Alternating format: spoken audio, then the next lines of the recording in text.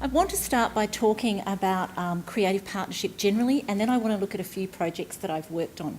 So in terms of what is a creative partnership, it's really work bringing together institutions, organisations, and importantly individuals who connect around ideas, projects and knowledge.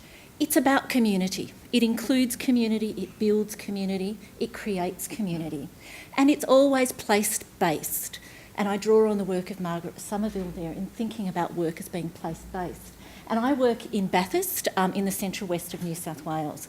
I also work in teacher education, which at this point in time, located in universities, is an interesting place. Sometimes farcical, sometimes scary in the way in which it's changing and the way in which it's making us think differently about the ways in which we work and the kinds of partnerships we can do. Other things that are impacting on the kinds of partnership work we can do is the online space and increasingly working online in e-learning where we don't actually get to see who's at the other end of the screen, and also regulation, accreditation and professional standards that are imposing external kinds of ideas about what we should be doing as well. So the first project I want to talk about was called Distant Connections, and I worked on this when I was at Charles Sturt University. It was a partnership with Bathurst Regional Council and the Chifley Home and Education Centre, which is a home museum. This was part of a bigger project, and that was really important. That gave me leverage into doing this project. It was embedded in curriculum design. I kind of slipped it in sideways.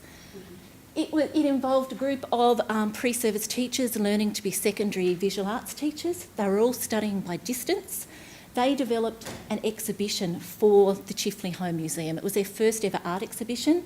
What was most important though was that we could create a teaching and learning scenario around that.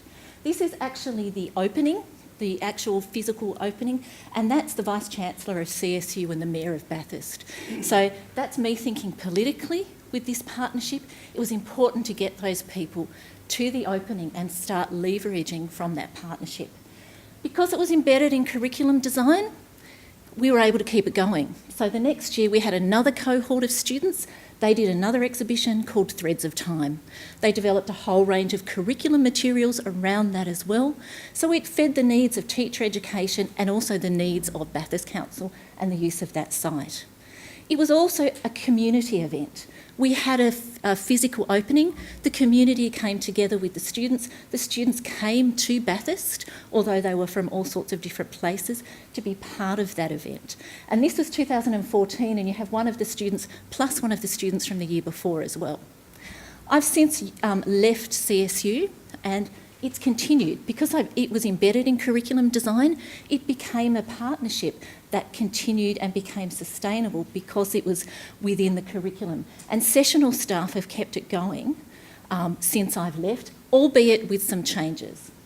So this is the most recent project that I've been involved in. It's called Generation Art. It builds on my partnership with Bathurst Regional Council. I'm at another university, but I still live in Bathurst, and this one is with Bathurst Regional Art Gallery. Here we're looking at connecting youth audiences with art and art galleries. It's a particular strategic need of the art gallery and the area that I work in. So we invited 6 secondary schools to be part of the partnership. We asked them to nominate Year 10 students who would be interested in an art program after school.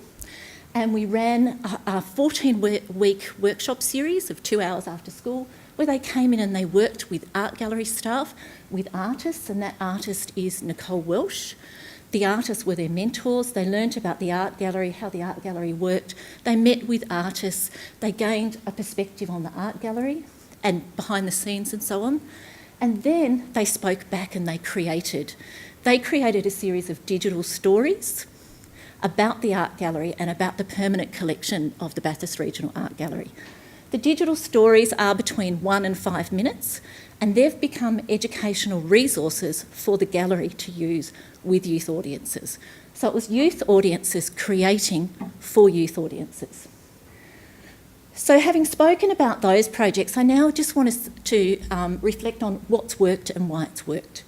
Firstly, I think it's been about collaboration and clarity, and collaboration over a number of years. This has spanned 4 years. We've come to know one another. It's taken time, but also clarifying what we were aiming to do in each case. It's also been about structure and emergence. There's some tensions there. Each project was really well planned, but there was also space for creativity and emergence and flexibility. So we had questions, and we also had questions that weren't answered. So it was the two things happening at the one time and having the space for that to happen. At the same time, we had big ideas, we had big ideals, and that was really important, but we also realised the realism, the real constraints that we were working within, and were always wary of those as we worked through. It was also about being inward and outreach. So each partner looking at what they bought, what they needed, what they contributed, and what their aims were, but also thinking beyond themselves, thinking about the other partners and going beyond to think about community, and also thinking about the so what. What does this mean beyond us? And for my final slide, I just wanted to finish with two works from Nicole Welsh, one of our Generation Art artists, from her Apparitions series. I thought this was a good metaphor for the future because it's all about how you look at it. You can think of the future as frightfully tremendous or tremendously frightful. Thank you.